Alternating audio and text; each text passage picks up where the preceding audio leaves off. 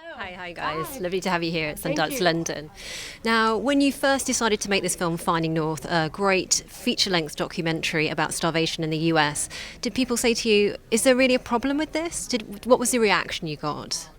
Yes, I mean, I think I've made a number of documentaries about a variety of topics, and never have I quite had the experience of, saying, yeah, I'm making a film about hunger in America, and people would look at me and say, what are you talking about? There's not a problem with hunger in America.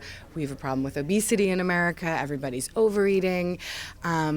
You must have it wrong. And I think that all the more inspired us to make the film, because in fact we do have a problem, as you might have seen if you saw the film, and it's having just devastating consequences, not just on the nation, but or on the nation and also on children, which was especially upsetting, I think, for us. I mean, Lori was originally inspired to make the film from having seen a young girl struggle, and for me, the experience of getting to know the young children in our film who are struggling was really challenging and difficult. And so we just felt, this is a problem that we need to get out there and people talking about it, first and foremost. Now, there's, of course, so many shocking statistics in the film, but also it's a film about stories, personal stories. How did you decide who to follow and where to follow the story? Well, we knew that hunger was far more universal than people expected. We went in with some misconceptions, thinking, oh, well, hunger must be an urban blight issue, or it must be confined to certain regional pockets. And what we discovered is virtually every county in the United States has a problem with hunger. That's kind of stunning. So there's so much of the U.S. that's rural, great swaths of suburbia, places that we would not have imagined. So we knew we wanted to go around the country and represent that and show the massive diversity that hunger hits upon. And we started out by reaching out to food pantries and to organizations that are working very hard. They on the front lines and who are interacting with people who need help. But frankly, it was a struggle because we demonize people in the U.S. for their problems. We tend to blame them and say, well, they must have done something wrong to be there. So it was a hard thing to persuade people to come forward and talk because they're used to being blamed even when the game is rigged and they are not necessarily responsible for the situation that they're in. So once we did find people and connected with them, then it became a matter of letting them feel comfortable with us.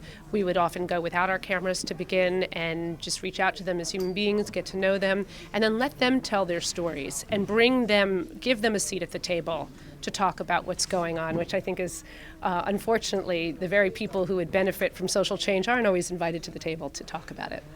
There's so many moments in the film which are heartbreaking, that bring a tear to the eye. For you both, which were the particular moments that you found almost unbearable to film?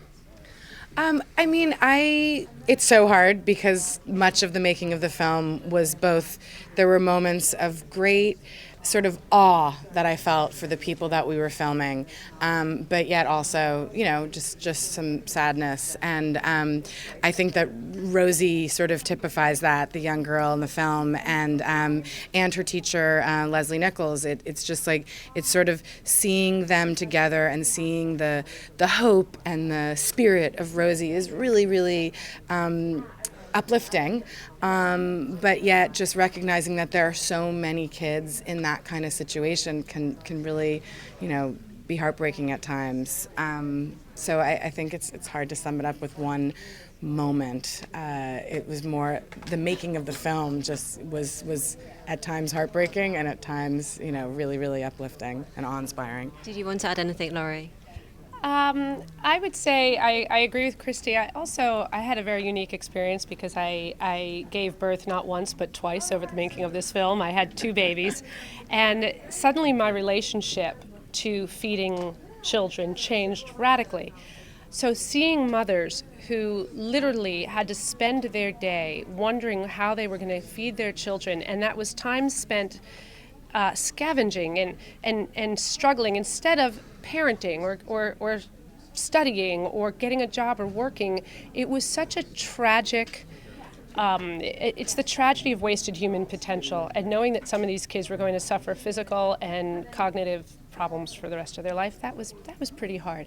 But there's also enough joy, I think, in the movie, and joy from being around young people and optimistic people who know we can fix this. I think that's what got us through. So you mentioned Rosie and her teacher Leslie there. I mean, of course, Leslie takes food out to the families in the area where they live, doesn't she? But what would you like to see to happen as a result of this film that will affect real change all over the country?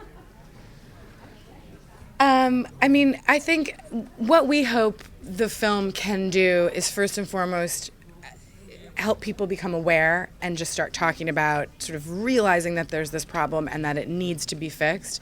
And then, next step from there is to recognize that we think it is fixable, that we've looked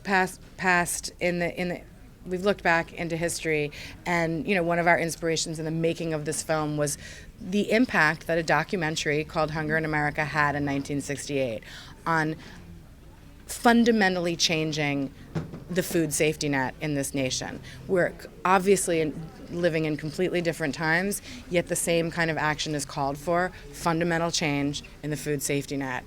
And how to get it, I think, would be accomplished the same way it was then, which is by citizens demanding it.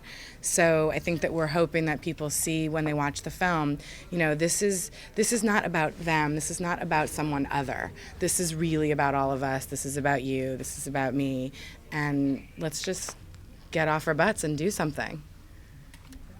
I would agree, and I think that the nice thing, the film is getting distributed early next year in the U.S. We're hoping it will also appear in the U.K. and elsewhere.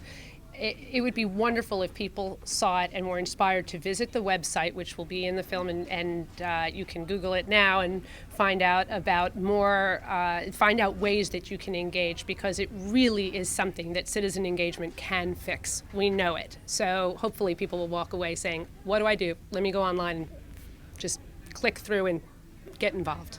That's right. And just one more thing to that point, though, is that, we spent a lot of time working on the making of this film, and we're fortunate to be partnering with a company called Participant Media in the making of the film.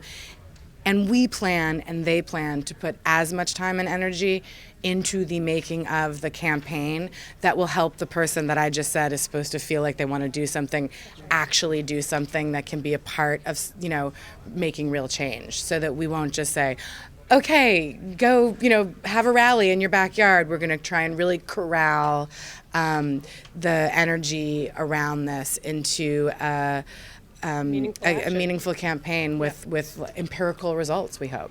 Well, good luck, guys. It's a great film. I Thank you so hope it's an much. inspiration and that you get the desired results. Thank you so much.